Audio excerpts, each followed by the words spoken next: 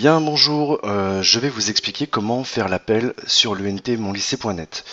Donc c'est très simple, lorsque vous arrivez sur la page d'accueil de l'ENT, vous cliquez ici sur l'icône qui ressemble à un Rubik's Cube. Là, vous cherchez l'icône qui s'appelle absence. Si elle n'apparaît pas ici, c'est que vous ne l'avez pas mise dans vos favoris. Dans ce cas, vous cliquez en bas sur plus. Ici, vous avez votre barre d'applications favorites. Il vous suffit d'aller chercher une application dans la bibliothèque. Alors j'en ai peut-être un peu plus que vous parce que je suis administrateur, mais enfin ça ne change pas la manipulation. Imaginons par exemple que je veuille prendre le cahier texte et le... Non, je l'ai déjà. Le casier et que je veuille le mettre dans mes applications favorites. Il suffit de laisser le bouton gauche de la souris cliquer dessus, de faire glisser l'application dans ce rectangle des applications favorites, de relâcher, et on la retrouve ici dans vos applications favorites. Donc j'en reviens à l'application absence. Vous cliquez sur le sifflet qui est l'application absence. Arrivé dans cette fenêtre, il vous faut d'abord choisir votre lycée. Donc vous cliquez sur établissement, puis vous cochez le lycée qui vous intéresse.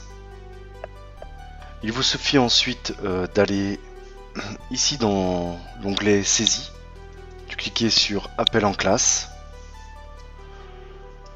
Vous arrivez alors à cette fenêtre. Par exemple ici, j'avais cours de 10h à 15 à midi 10. Vous cliquez donc sur la plage horaire qui vous intéresse.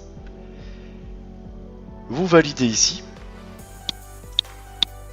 Et il ne vous reste plus qu'à saisir l'absence. Donc ici, vous cliquez par exemple pour cet élève. Il suffit de cliquer avec le bouton gauche de la souris afin de colorier le rectangle en rouge. Là, ça signifie que l'élève est absent. Vous pouvez ensuite cliquer sur enregistrer pour que votre appel soit enregistré. Donc là, vous prenez soin de vérifier que le message en vert s'affiche. Les données ont été enregistrées avec succès. On peut par ailleurs saisir les retards et également les départs anticipés d'un élève de la classe. Donc la manipulation est la même.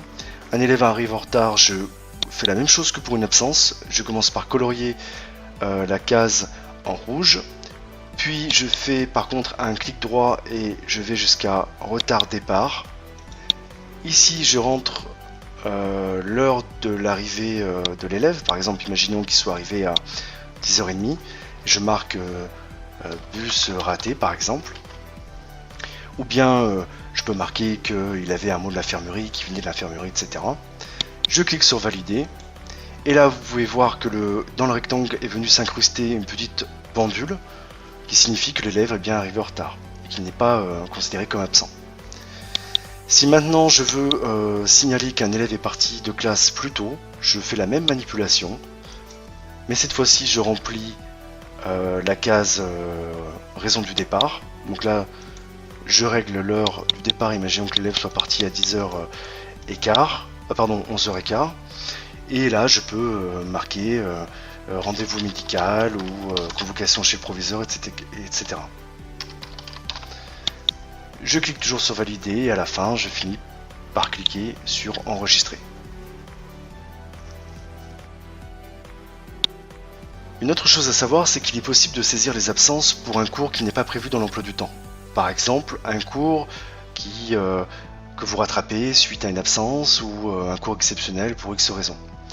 Dans ce cas, vous allez juste en bas dans saisie hors emploi du temps, vous cliquez sur le petit plus qui est là, vous choisissez la classe qui est reliée à votre compte, donc il n'apparaissent les classes que les classes qui sont dans lesquelles vous enseignez, pardon.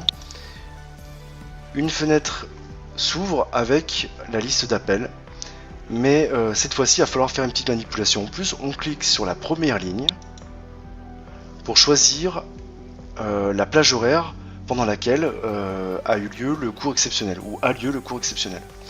Donc là j'ai cliqué sur la tranche 8h-9h, donc apparaît 8h-9h. Je peux éventuellement modifier ça en disant, en inscrivant que par exemple si je me suis trompé, 14h10, 15h. Je valide, et là, j'ai la main pour valider mes absences de 14h à 15h. Donc par exemple, là voilà, je colorer en rouge les cases pour signifier que ces deux élèves sont absents.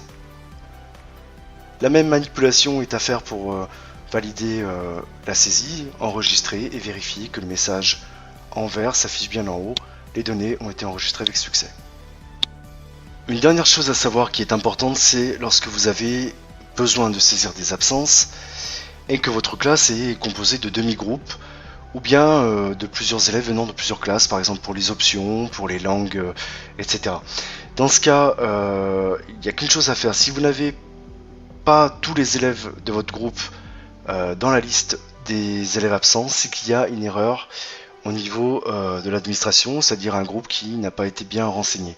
Dans ce cas, il vous suffit d'envoyer un mail à Patrice du secrétariat général pour le lycée général, ou bien Catherine Dorge pour le lycée pro, et leur signifier que vous avez un oubli.